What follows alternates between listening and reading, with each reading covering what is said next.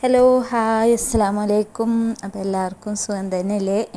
എനിക്കിവിടെ സുഖമാണ് കേട്ടോ, അൽഹംദുലില്ലാ. അപ്പോൾ മഴയൊക്കെ ആയിട്ട് എല്ലാവരും നല്ല തണുത്തിരിക്കാവൂലേ.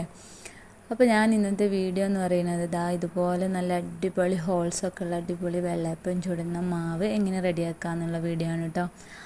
അപ്പോൾ എൻ്റെ വീഡിയോ ആദ്യമായിട്ട് കാണുകയാണെങ്കിൽ സബ്സ്ക്രൈബ് ചെയ്യാൻ മറക്കല്ലേ. നിങ്ങൾക്ക് എല്ലാവർക്കും എൻ്റെ ചാനൽ നോക്കിയാൽ അറിയാം, ഞാൻ സ്റ്റാർട്ടിങ് ആണ്. അപ്പോൾ എന്നെ എല്ലാവരും ഒന്ന് സപ്പോർട്ട് ചെയ്യണം. ഇഷ്ടപ്പെട്ടാൽ ലൈക്ക് ചെയ്യുക, ഷെയർ ചെയ്ത് ഒന്ന് സപ്പോർട്ട് ചെയ്യട്ടോ, മറക്കരുത് കേട്ടോ. അപ്പോൾ ഞാൻ കാണിക്കാൻ പോകുന്നത് ഇതുപോലെ ഒരു ഗ്ലാസ് അരിയാണ് കേട്ടോ ഞാൻ വെള്ളപ്പം ചുടാൻ വേണ്ടിയിട്ട് എടുക്കുന്നത്. അപ്പോൾ അത് ഞാൻ ഒരു ഉച്ച ടൈമിലാവുമ്പോൾ നമ്മൾ ഫുഡൊക്കെ കഴിച്ചിരിക്കുന്ന സമയത്ത് വെള്ളത്തിൽ നന്നായി കഴുകി വൃത്തിയാക്കിയിട്ട് വെള്ളത്തിൽ കുതിർക്കാൻ വെക്കും കേട്ടോ. പിന്നെ ഒരു 3 മണിക്കൂറിന് ശേഷം ഒരു വൈകുന്നേരം ഞാനത് അരച്ചെടുക്കും കേട്ടോ. അപ്പോൾ അത് അരക്കുന്ന രീതിയാണ്. ഇപ്പോൾ ഇതുപോലെ അരി കഴുകിയത് അതിട്ടു, കുറച്ച് തേങ്ങ ഇടും കേട്ടോ, കുറച്ചിടും, ഒന്നിങ്ങനെ സൈഡൊക്കെ ഒന്ന് ഞെരിഞ്ഞ് വരാൻ വേണ്ടിയിട്ട്.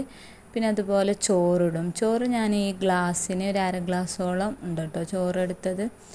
അപ്പോൾ അങ്ങനെ ഒരളവിലിടും കേട്ടോ. ചോറ് അത്യാവശ്യം ഇട്ടാൽ നല്ല സോഫ്റ്റ് ഉണ്ടാവും, നന്നാവുകയും ചെയ്യും കേട്ടോ നല്ല.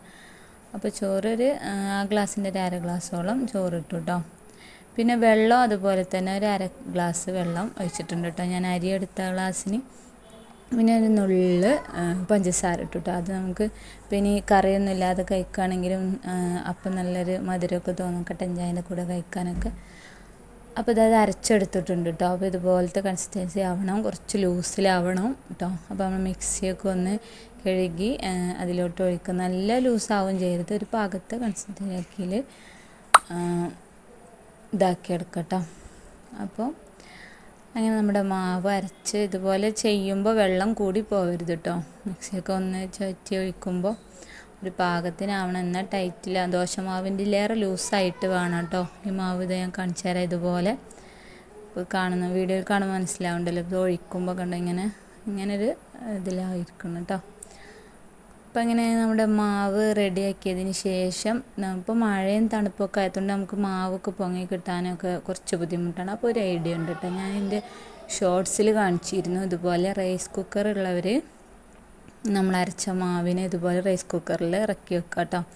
അപ്പോൾ നല്ല അടിപൊളിയായിട്ട് പൊങ്ങി വരും. ആ നമ്മൾ മിക്സിയിൽ അരച്ചെടുത്ത് അത് പാടെ വേഗം ഇതിലോട്ട് ഇറക്കി വെച്ചാൽ നല്ല അടിപൊളിയായിട്ട് രാവിലെ നമ്മുടെ മാവ് സൂപ്പറായിട്ട് പൊങ്ങി വരും കേട്ടോ. അപ്പോൾ നമുക്ക് ഉഷാറായിട്ട് അപ്പം ചുട്ടെടുക്കാം അല്ലേ. അപ്പോൾ നമുക്ക് നമ്മുടെ മാവ് പിറ്റേ ദിവസം രാവിലെയാണ് കേട്ടോ ഞാനിത് നോക്കുന്നത്. അപ്പോൾ മാവ് എങ്ങനെയുണ്ട് നോക്കട്ടെ. അടിപൊളിയായിട്ടുണ്ട് കണ്ടോ, നല്ല പതഞ്ഞ് വന്നിട്ടുണ്ട് അല്ലേ. അപ്പോൾ കാണുമ്പോൾ തന്നെ മനസ്സിലാവും നല്ല അടിപൊളി മാവായിട്ടുണ്ട് കേട്ടോ. അപ്പോൾ നമ്മുടെ റൈസ് കുക്കറിൽ വെച്ചതുകൊണ്ട് നല്ല ഉഷാറായിട്ട് വന്നിട്ടുണ്ട്. പിന്നെ നമ്മുടെ അരപ്പും എല്ലാം ഉഷാറായതുകൊണ്ട് അടിപൊളിയായിട്ടോ. അപ്പോൾ ഞാൻ ചട്ടി ഇവിടെ ചൂടാക്കി വെച്ചിട്ടുണ്ട്. അപ്പോൾ ഇനി ചട്ടിയിൽ ഒഴിച്ചിട്ട് നമുക്ക് അടിപൊളി അപ്പം ചുട്ടെടുക്കാം കേട്ടോ. ഇത് വളരെ പെട്ടെന്ന് ചെയ്യാൻ പറ്റുന്ന ഒരു കടിയാണ് കേട്ടോ. രാവിലെ മാവ് കൂട്ടിക്കഴിഞ്ഞാൽ അത് വേഗം ചുട്ടെടുക്കാൻ കഴിയും, അധികം സമയം വേണ്ട വെന്ത് കിട്ടാൻ. നമുക്ക് പെട്ടെന്ന് പണിയെടുക്കാൻ പറ്റുന്ന പരിപാടിയാണ് കേട്ടോ. അപ്പോൾ ഇതുപോലെ ചട്ടിയിൽ നല്ല ചൂട് വേണം. ചട്ടി നല്ല ചൂടാക്കിയിട്ട് നമ്മുടെ മാവ് ഒഴിച്ച് ഞാൻ ഈ ചെയ്യുന്നത് പോലെ ഇങ്ങനെ ചുറ്റിക്കൊടുക്കുക കേട്ടോ. അപ്പം അങ്ങനെ ചട്ടി മൊത്തത്തിൽ ചുറ്റി കഴിയുമ്പോൾ ലാസ്റ്റ് നടുവിൽ കുറച്ച് കട്ടിയിൽ മാവ് ചെന്നിരിക്കും. അപ്പോൾ ഈ ഹോൾസുകൾ വന്നിട്ട് അടച്ചു വെക്കുന്നതാണ് കേട്ടോ നല്ലത്.